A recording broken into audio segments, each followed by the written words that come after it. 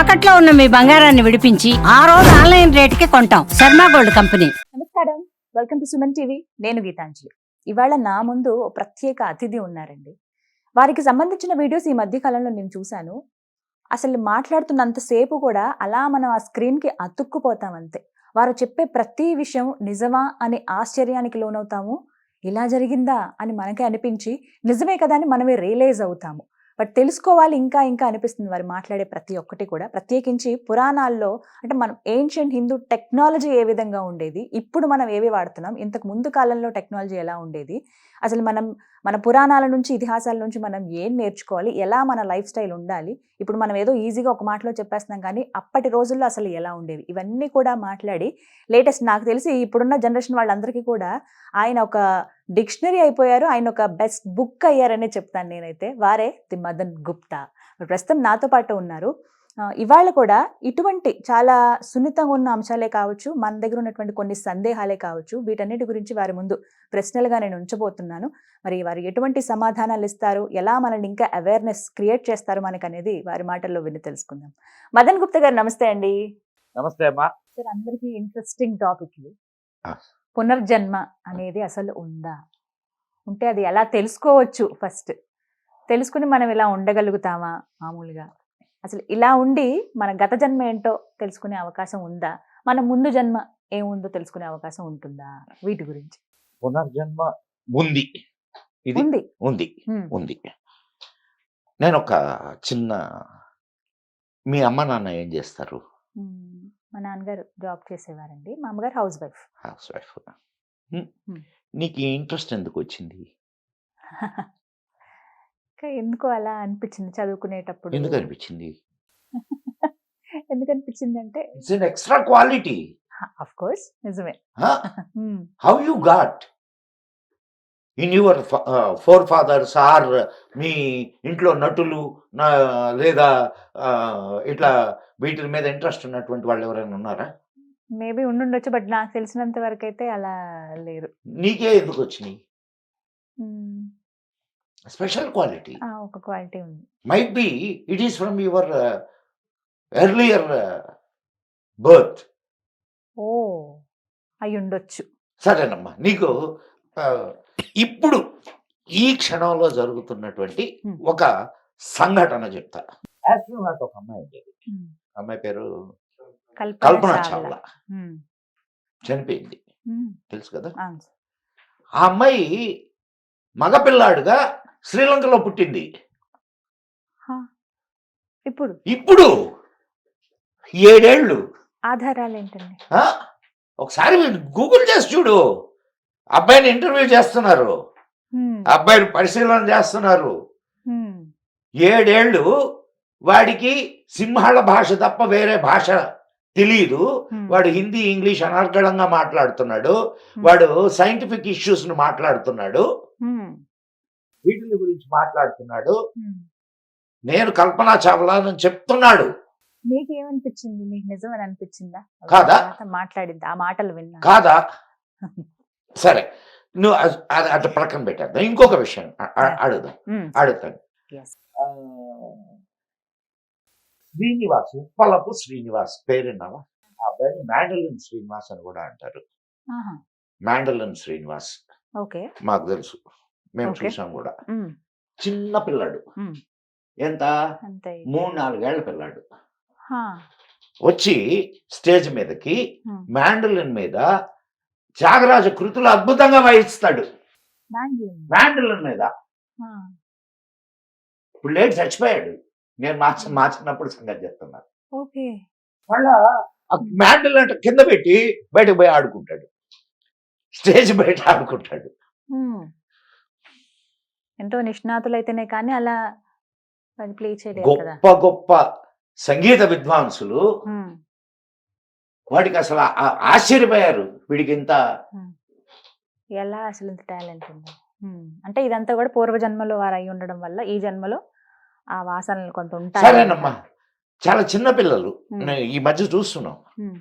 Mathematics లో చాలా అద్భుతమైన, మరి ఎట్లా వస్తుంది, ఎట్లా చెప్తున్నారు చెప్పు నాకు. దానికి రీజన్ ఏంది చెప్పు నాకు.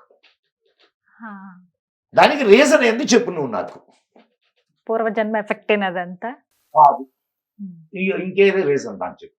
మామూలుగా ఇంటర్వ్యూస్ చేసేటప్పుడు అడుగుతాను, చిన్నప్పటి నుంచి ఇవన్నీ మేము నేర్పించామండి, పుట్టిన దగ్గర నుంచి, అందుకనే టకటక ఇలా మ్యాథ్స్ చేయగలుగుతున్నారని, ఇలా అన్ని గుర్తుపట్టగలుగుతున్నారని నెలల వయసులో అని చెప్తూ ఉంటారు పేరెంట్స్ అయితే. నిజమా? నిజం అనిపిస్తుందా నీకు? కొన్ని మాత్రం నమ్మవద్దు కాదు సార్, మరి అంత ఎగ్జాక్ట్ గా అంతలా ఎలా గుర్తుపట్టుకుంటారా అని అనిపిస్తుంది. But అసలు ఇప్పుడు- వాళ్ళ ఇంట్లోనే ఆ ఇది లేనప్పుడు లేని మ్మ్. శకుంతలాదేవి పేరున్నావా? మ్మ్. మ్మ్. She mathematical genius. మ్మ్. శకుంతలాదేవి ఆమె మూవీ కూడా వచ్చింది, మూవీ కూడా వచ్చింది విద్యా బాలన్ గారు. మ్మ్. ఎన్నేళ్ల వయసు నుంచి? మ్మ్. ఆ వయసులో అమ్మాయికి అంత జ్ఞానం ఎట్టొచ్చింది? ఇదంతా కూడా మ్మ్. Carry forward. అలా ఎన్ని జన్మల వరకు అవుతుందండి? ఏమో చెప్పలేము. నువ్వు చేసేటటువంటి కర్మ, మనకు కర్మ సిద్ధాంతం ఉంది. నువ్వు చేసే కర్మల్ని బట్టి ఈ 86 లక్షల జీవరాశుల్లో ఏదో ఒక జీవిగా పుడతావు. ఈగ సినిమా చూపించలా? మళ్ళీ మనిషిగా పుడతామా? ఇప్పుడు మనిషిగా ఏమో. ఉండి మళ్ళీ మనిషి నువ్వు అందుకే కదా మనిషి మనిషిగా కావాలా అని చెప్తున్నది. మనిషి మనిషిగా చచ్చిపోతే మనిషిగా పుడతాడు. మనిషి దుర్మార్గుడుగా, మనిషి జంతువుగా చేస్తే జంతువుగా పుడతాడు. అవునా కాదా? వాళ్ళ జీవన శైలి. జంతు లక్షణాలు చూడడం వల్ల మనం సంస్కారం లేకుండా, అవునా కాదమ్మా, మృగంలాగా రేపులు చేసేవాళ్ళు, హత్యలు చేసేవాళ్ళు, వాళ్ళందరూ మళ్ళీ మృగాల్లాగా పుడతారు. అంతే. మళ్ళీ మనిషిగా జన్మ ఎత్తాలి అని అంటే ఇప్పుడు నువ్వు మనిషిగా ఉండాలి. నువ్వు మనిషిగా ఉండాలి. మనిషిగా ఉండాలంటే మనిషిగా ఉండాలా అంటే మనిషిగా ఆలోచించు. మృగంలాగా ఆలోచించమాక. అది సో మీరైతే కన్ఫర్మ్ గా చెప్తున్నారు పునర్జన్మలు అనేవి ఉన్నాయి. ఖచ్చితంగా. నీకు మీరు ఎప్పుడన్నా అనుభూతి చెందారా అలా? ఇప్పుడు మీరు వేదాల గురించి కావచ్చు, నీకు లేకపోతే పురాణాల గురించి. నేను ఒక అంటే చివరగా ఒక లాస్ట్ ఫైనల్ టచ్ చెప్పండి. మా నాన్నగారు వచ్చినారు.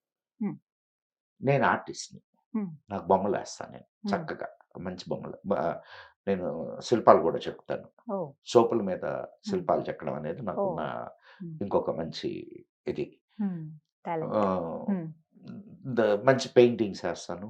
మా నాన్న ఎవరు అడిగిరి ఇంకి ఎట్లొచ్చింది ఇదంతా అని అడిగితే, ఏమన్నాయా అది నాకు తెలీదు, వాడు చిన్నప్పటి నుంచి బొమ్మలు వేసేవాడు అని అన్నాడు. మరి నీకేమన్నా అలవాటు ఉందా అని అడిగారు మా నాన్నగారు.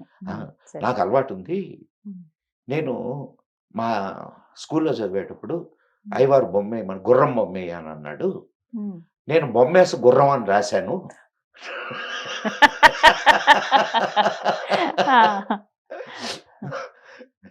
అది నాకు అంటే గుర్రం అనేది చదివితే గానీ అది గుర్రం అనేది అర్థం కాదనమాట అని చెప్పాడు అనమాట నాన్నగారు. అట్లా మరి నాకెట్లా అబ్బింది అది తెలియదు.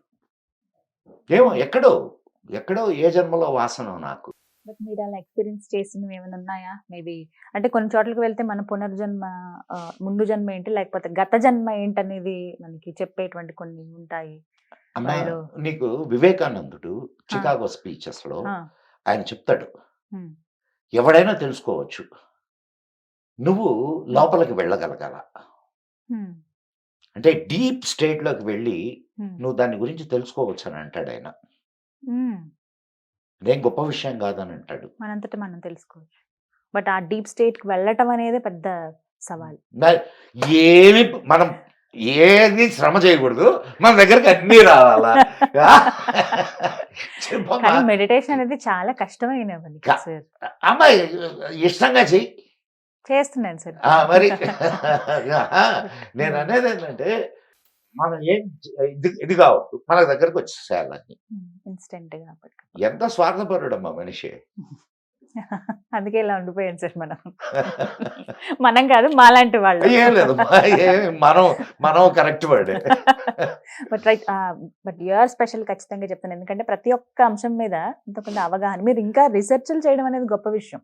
అంటే ఏదో అలా నోటి మాట కింద చెప్పకుండా రీసెర్చ్ చేసి ఇలా ఉన్నాయి, కావాలంటే చూసుకోండి మీరే ఆధారాలు అని చెప్తూ ఉన్నారు. ఇప్పుడు నీకు నేను ఇచ్చిన రీజన్స్ లో నీకు లాజికల్ ఇది కనిపించలా? ఆఫ్ కోర్స్ కనిపించింది. మరి అమ్మా నీకు నేను చెప్పడం కాదు, శాస్త్రాలన్నీ మనకు పునర్జన్మను గురించి చెప్తున్నాయి.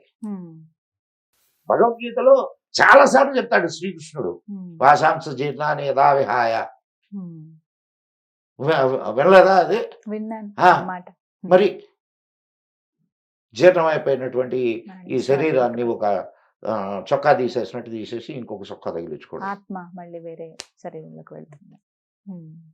రైట్, చాలా అంటే దానికి పెద్ద దానికి ఒక దాన్ని ఏమంటారంటే థియరీ ఉంది. కానీ ఇప్పుడు ఆ థియరీ అని చెప్పుకుంటే తెల్లారిపోతుంది కానీ డేస్ గడిచిపోతూ ఉంటాయి, అంతం అనేది ఉండదు. Right, thank you so much sir for your valuable time. మళ్ళీ డెఫినెట్ గా కలుద్దాం, మళ్ళీ వీడియోస్ చేద్దాం. Thank you sir. ఓం నమః శివాయ.